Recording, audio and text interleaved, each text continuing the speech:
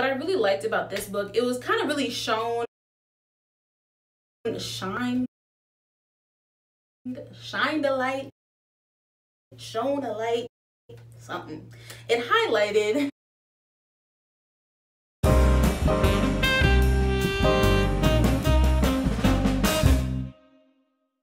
Thank you so much for being here. Welcome back. I know y'all missed me, but I'm here, not to fret. And I'm really excited because we are going to start the first video of the 3-part series, resources. So I think a lot of people will be like, educate yourself, blah, blah, blah, which I think is very important. Not like blah, blah, blah, like it's not important. It is. But I think sometimes people are like, okay, well, where do I start? What are some good books, articles, things like this? So this video will just be 4 books that I've read throughout undergrad and so far in my master's program that has really taught me a lot, and just everything. I'm not gonna say everything I need to know, but just it has covered a lot of really good information when it comes to liberation and oppression and things like this. So stay tuned, go ahead and get comfortable in your chair, couch, bed, whatever, and let's get to it. So something I want to preface this video with is just a couple things. So one, I did my undergrad in African American Studies at UCLA. I kind of talked about everything, like where I am and where I came from and things like that in my first video. But I also minored in education, and then right now I'm getting a master's in African American Studies. So these books will be books that I have read both in my education classes and African American Studies classes. I've thankfully been able to take classes at UCLA that really explore who isn't getting the right form of education, or who isn't, where the educational gaps are. And a lot of times it's with underrepresented groups, Black people, Latinx folks, poor children, unfortunately. So this has kind of given me a good, background in understanding like the importance of education, but also some really cool readings that tie in a lot with African American studies and Black history. The second thing I want to preface this with just is that these are not like the end-all be-all books. Like, you might have read books that you're like, I like this, but this is just books, like I said, that in my experience, have really kind of changed. I'm not gonna say changed my life, that sounds dramatic, but really like opened my eyes to a lot of the truth in this world. So just wanted to go over that real briefly, and let's get started. So the first book is called Pedagogy of the Oppressed by Paulo Freire. He is Brazilian. So I will say this book is relatively dense. I think if you're kind of like it goes over my head, maybe reading it a couple times, like maybe once or twice, or reading it but kind of knowing what it's about might help. But essentially this book is about everything you need to know about oppression. So how oppression operates, what it looks like for someone who is oppressing others, and it kind of deals with the realm within education. So one of the popular things in this book that it kind of covers is something called the banking method, just to kind of start us off. So the banking method can kind of be described as like, a bank, you just like kind of deposit money. How the school system is set up for where you have like this teacher who's in the front, and then you have like, like all these chairs, or for example, and it's basically like, I as the teacher have all of the knowledge, I know everything, and I'm just depositing all this information into the minds of these students like a bank. Like, you're depositing money, you're depositing all this information. And the reason that's pretty oppressive is because, one, it highlights the idea that the teacher has all of the knowledge, that the students can't learn from one another, or the teacher can't learn from the students, or things like this. So that is just one idea that it kind of breaks down in terms of like the education system. And this book actually helped inspire kind of a classroom where you sit in a circle. And essentially sitting in a circle kind of breaks down the oppressive, like, I'm in the front, I know everything, and y'all are gonna learn from me, and kind of helps facilitate like, okay, well, let's learn from each other. Because obviously in a circle you can see everyone, you can see the person next to you, the person across from you, and everyone. That's apparent, according to Paulo Freire, that is a better way of learning in that way, in a circle kind of community, and everyone kind of contributing as a whole, like together. Now, what I like about this book is that it like presents the problems. A lot of the books, another one I will also cover, it presents the problem, but it also presents a solution. I think that's something, in my opinion, that really classifies something as like a really good piece of information or a book, it's not just like, okay, here's all the problems, oh well, you know. It's very like, okay, here's the problems and here's what we can do to help push against it. So something that is explored in Pedagogy of the Oppressed, a way to push against it is to create culturally relevant classrooms, culturally relevant topics and things like this, which is one, goes to the importance of ethnic studies, of course, because learning about the traditional Anglo-Saxon culture is very oppressive because not everyone is white, you know? And it's like, if you grew up and you're not really knowing about your culture and your history, you know, you don't really know how important it is. One, for you, I mean, there's a lot of reasons, but you may not know how important it is for you to succeed. You maybe are just not really interested because you're just like, I don't really know French people. I don't really care to know French people. I'm never going to go to France. So why do I need to know about the French Revolution? And I mean, I do think, like, sure, history of course is important, but I just think it's really important. And Paulo Freire really unpacks why it's important to learn, one, about your own cultural history, but a vast, you know, variety of different cultures and histories and things like that. So ultimately, this book is really great because it really covers how oppression continues to live, you know, alive and well, and it does so through the education system. But it bleeds into a lot of other really great topics as well. So definitely recommend this book if you really want to know just about the essence of oppression. So continuing on the education track, I'm just going to go over another book. It is by Dr. Tyrone Howard, an amazing professor at UCLA. And the title of his book is called Why Race and Culture Matter in Schools, Closing the Achievement Gap in American Classrooms. So I unfortunately don't have the copy with me. Ah, the ghetto! The ghetto! I will put it here or both, we'll see. This book essentially explores the fact that underrepresented folks, so like Black folks, Latinx folks, poor folks, like I talked about before, do not receive the same level of education as, you know, maybe rich white kids would.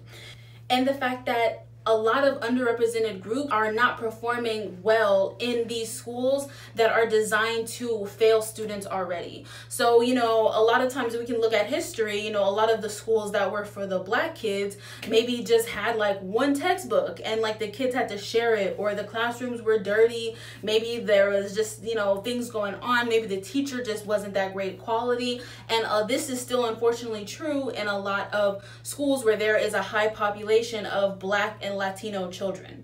So, you know, this book kind of just covers like why it's really important that marginalized folks get the education, the high quality education that they're missing out on. Unfortunately, you know, we still live in a society where you have to take a test to make sure you do well and go to school, and you have to have money. And unfortunately, like, you know, rich white kids are set up to, and in the schools they go to, are set up to have them succeed. And for a lot of Black kids, you know, maybe if their parent is able to put them in extracurricular activities, or, you know, the pay for either the nice private schools or like the after school programs or the Saturday schools or whatever that kind of helps fill the gaps that they missed out in school, then maybe, you know, Black children succeed and go to college and everything like that. Or if they had an example of a parent who went to college at home. But not everyone has this. It's not right that, you know, you have to have had these like extra little things to help you in order to make it if you're Black or Latinx. What I really liked about this book, it was kind of really shine the light, shone a light, something. It highlighted, you know, it's not that white people are smarter and that's why they got ahead. It's not that white people, you know, whatever. It's a lot of times, you know, how you were raised in the school system affects your outcome in your life. You know, underrepresented students have less quality of resources. And I mean, if you have less quality, I mean, it's simple. If you have less quality of resources, you're not going to be able to perform that well. You know, if you're running a race and somebody has a whole new, fresh, you know, clothes that they just got off the Adidas line to run the race, versus you who has to run the race in maybe your sandals and you know, some old shorts that were passed down and like a raggedy shirt, you might not perform as well as the person who has all the fresh, nice clothes, you know? So just an analogy to kind of understand, you know, what I mean when I say a lesser quality of, you know, resources and how that can really affect you when you're trying to succeed in life. So that's essentially what this book is about. It's really great. If you want to be able to like pinpoint, like, no, this is not why white people are ahead in life. It's not because they're smarter. It's because of X, Y, and Z. And again, that's not to say that all white people are amazing and, you know, thriving, and all black people or Latinx folks or poor people are just not. But if we really look at the numbers, that's really what is happening, unfortunately. And this is not a good thing. So the next book is by the queen herself, Audre Lorde. This is a book I read in my master's program, I guess technically be last year, 2019. And it really just opened my eyes to ways in which we need to think about Black liberation. And the book is called Sister Outsider. I'm just like flashing it around expecting for you to read it. It's called Sister Outsider. And it's a collection of essays and poems by Audre Lorde. So what I love about this book, I mean, like there's so many things I love about this book. I feel like I actually, you know, being a Black woman myself and wanting liberation for Black folks, I feel like this is the book that I feel like I read and I was like, yes, like, yes, this is exactly what is right. So what I love about this book, again, she provides solutions and ways to really think past, you know, the oppression that Black folks are in today. One thing I love about Audre Lorde is that her writing is very clear, to the point, concise. Like, it's not something where you need to read it like 2 times. I mean, you should read it like 10 times, but you can read it on the first time and be like, got it. Like, thank you. What I also really love about this book is that it really unpacks, like, okay, if you are going to be for Black liberation, like, you know, Black men can't just rise up and be like, okay, Black men are cool, they're good, and everyone else, all other Black folks are at the bottom. It can't just be, you know, Black folks in the LGBTQAI plus community rising up and everyone else, because oppression doesn't work that way. You know, all Black people are oppressed, so that means that to fight oppression, all Black people need to be in the conversation. All Black people need to rise up together. And I think this is just really important. I think a lot of times activist spaces and activism can just be very like, you know, Black men are being killed by police and, you know, we need to fix it. And yes, we do need to fix it. Black men are being killed by police, but so are Black women. Black women are being killed. Black trans folks are being killed by everybody, but also highlighting issues that impact one subset group of Black folks, and, you know, acknowledging those issues. As Black disabled folks are also oppressed, and they might be oppressed differently than, you know, other folks. Then you need to be fighting for disability rights. So really just thinking about, you know, inclusivity when we're talking about Black liberation and Black freedom. And the very last thing I'm going to touch on, another reason why I love this, is because she really like breaks down this whole like Black women are angry thing, and, you know, puts the emphasis on, like, if you are a Black woman, you are angry, that's a good thing. Like, one, we should be angry, but also, you know, us being angry really pushes the needle, you know. And she like welcomes and celebrates Black women being angry. It's really cool because she kind of talks about that the reason Black women are like demonized, Black heterosexual women, Black queer women are demonized for being angry, is because it's kind of like, how dare you be upset that we're lying to you or you're being lied to, and it's just not right. So that's why she's saying, like, you know, we celebrate anger and we invite it because we should be mad. Like, the world is basically lying to Black women and wanting us to stay in our place and things like that. So, you know, I just celebrating and emphasizing that it is okay to be angry. So Sister Outsider, it's about a myriad of topics. So Sister Outsider is definitely a really great book. And in general, just a note, you know, something I've learned in a lot of my studies is just that, you know, if you're gonna learn about how you can change the world, how you can better yourself, you need to start at the bottom. You need to look at the people who are oppressed the most and figure out, like, their needs. Because if you help the trickle down economics, the idea that, you know, we need to cater to the rich and then they'll blah blah blah, no, because they won't. You know, we need to start at the bottom. We need to start with the oppressed groups, the most oppressed groups, the poor folks, the darkest folks, you know, the folks that, you know, have their rights currently being taken away, who always have had their rights taken away. Like, that's something that you need to start with if you really want to start to think about ways to change the world. It's just really important to not read books written by or about, you know, people who have always had it easy in life, if that makes sense. There's a lot of like scholarly ways that people have said that and talk about that, but to me, that's essentially what it is. The final book I will be covering is by Ngugi wa Thiong'o. Again, that's Ngugi wa Thiong'o. I'm pretty sure I'm saying it right. I watched a video on the pronunciation, but it is called Decolonizing the Mind. This is another book I read in my master's program, and the reason I wanted to cover it, I was looking at the books that I have suggested, and I do think that having a global perception of, you know, oppression is very, very important as Americans. I think one of the American ideals, I feel like, is like, just think about America, just think about, you know, here, and don't think about everywhere else. But it's like, and this isn't even scratching the surface. This is just about one specific thing when looking at, you know, colonization. But anyway, so the reason I love this book is because it really gets at, you know, obviously people were colonized, like, you know, but looking past, you know, what it meant that our bodies were colonized, but what it looks like when your mind is colonized. So this book is essentially about what is at stake when converting one's native tongue to the Western language, English. So, you know, it covers, you know, a lot of opposing ideas. One, of course, you know, on the plus side is that, you know, maybe if it's converted to English, a lot more people will be able to read it. But then the thing is that one, when English is forced to be the dominant narrative, words often get lost in translation, and so does culture. So that's like the thing. And it also kind of like makes it seem like if it's not in English, then it's not right.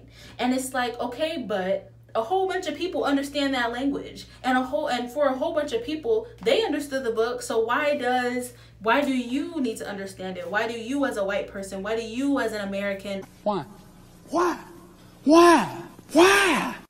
or a European person have to know what it's talking about? Of course, it's good to know. Like, I was able to read this and like it. You know, I speak English. My native tongue was taken from me. But, you know, just getting at, you know, people in Kenya, this man is Kenyan. People in Kenya were like, I read it and I know what it's about. So that, you know, it just kind of pushes the idea that, like, if it's not English, then it's wrong, then it's bad, then it doesn't matter. And that's essentially the crux of the problem that comes with, you know, converting something to English and taking away someone's native tongue. Even though he offers both, he essentially connects with writing something creatively or just anything in one's own native tongue, one's own language. And he actually does theater writing and like poetry and things as well. And the book was published in 1986, and it was a very radical idea, this idea that like valuing one's own native tongue and language, assimilation was like the main thing. Like, it was like, no, we need to learn English. Our kids, we want to maybe a different life for them or whatever. So, you know, this book was kind of radical because it was like, okay, like, let's really look at what we're about to do though. Everyone about to learn English, everyone's desiring to move. It's like, okay, but what's gonna be lost? Whose culture? Our culture is gonna be lost. Like, hold up here. All of this boils down to the fact that this is dangerous because after a while, when you start to value like English, when you start to value the European modes, whether that, I mean, that could be anything like straight hair, light skin, light eyes, things like that, then you have to start to have a disdain for your own culture. You have a disdain for your own native tongue, your own language. So crusty, disgust me. You know, and that's terrible because that's literally the white man winning and convincing you that you naturally, who you are isn't enough and it's not good enough because of what he said, or because of, you know, what he pushed down. And I mean, obviously not like one person, but just like an idea. So essentially that's what this book is kind of getting at. This is another book that I feel like is pretty easy to read. It's not a, you know, super thick book, so I definitely would suggest reading this when really just understanding that colonization runs so deep that it's not even necessarily like, you know, physical of our bodies being colonized, which it was, but also our minds, and not just even like American people, but everywhere else. You know, everywhere else has been colonized by European standards, European language, things like that.